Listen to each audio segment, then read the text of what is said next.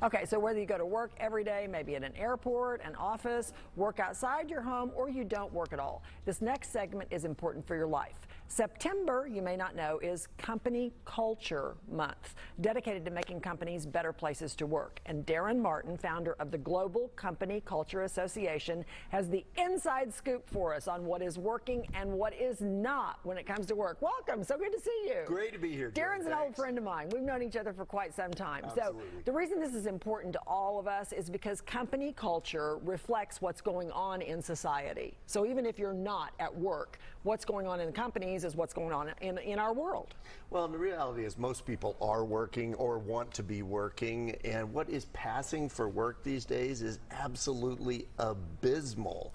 I mean, when you look at the statistics that 85% of people hate their job, right?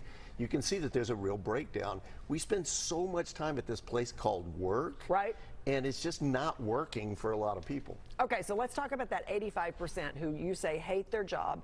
It's because people have changed and the workplace hasn't. Give me an example. Come on, we've gone through the digital revolution. We were just talking about this. You know, we shop different, we date different, we do all of those things in a different cadence. Right.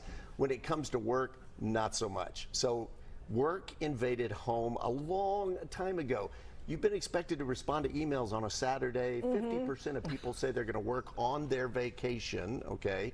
And yet what hasn't happened is it hasn't been reciprocal. So we're still running this draconian sort of system of, look, you got to be here at 8, leave at 5. And, you know, if you want to go to your kid's soccer game at 2 o'clock on a Tuesday, they look at you like this is work hours. So it hasn't kept up. It's not equal. No, because we haven't given people that flexibility about when they work and where they work, which, by the way, when you do that, you get so much more discretionary effort from people rather than doing that clock punching mentality. Okay, so give me an example of a company or something where they're doing it right.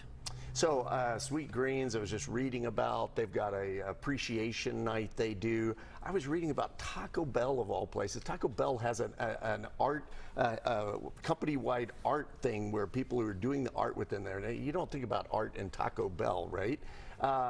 Square is doing a thing where they bring in guest lecturers on something not related to the job, but people get to learn and be challenged. Okay, so this is a reflection of what millennials are looking for in the workplace, what you're talking about. What is the difference in baby boomers and millennials in the workplace? What's the main difference? They are 100% looking for it. Boomers took the deal. The deal that was made a long time ago about work was, you come to work, do what I tell you, and I'm going to give you some money for it. That doesn't work for this generation. They're saying, I don't want to just pay to play, trade money for time. I want to come to work and do something meaningful. I want to feel like I'm involved, like I have some decision making, like I get to grow as a person by being a part of this company. And they're asking for a much, much bigger definition of work. So like I said, this really reflects a change in us as a society and who we are. And you are a parent of 3, 22, 30, 31, whatever. You're a parent of 3. I'm a parent. So what does this all say in terms of how you can relate better to your own kids? Let's take it in company culture and put it into your house. What do you do in order to make this work for you in a family? So you got to wrap meaning into it. I remember the old days getting in the car and, seeing my daughter and saying, hey, how was school today? Fine. Have you ever done this? Anything exciting? I hear the senior producer saying, uh-huh. Anything exciting? How did it go? No. Okay, so I changed that up completely and started asking more compelling questions. I had a friend that really disappointed me today, and I thought I could trust him. Do you have some friends at school that you really, really trust, and some that you kind of trust, but you keep them at arm's length? And all of a sudden, we're rolling into a more meaningful conversation. So I think we've got to dig a little deeper. The old do it because I say so doesn't work. I don't think it worked with us, quite frankly, but we've got to change the conversation. Okay, so the purpose of Company Culture Month and the purpose of your corporation, which is Global Company Culture Association. Okay, so what do y'all do? Look, my sister's a quilter. She hangs out with quilters. She reads quilter stuff. I've got some friends who are gamers, same thing.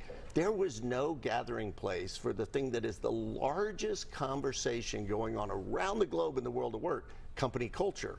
So we've got all of these bits and pieces. We've got research, we've got, tools and techniques and resources. So the Global Company Culture Association is gathering that together, starting a much bigger conversation so that we can change the world of work, make it better. Interesting. All right. You've always done interesting things. You're off on another venture right now. Thanks for being with us and telling us all about this today. There are more tools and resources on the Global Company Culture Association website. Go to globalcompanycultureassociation.com for all your information.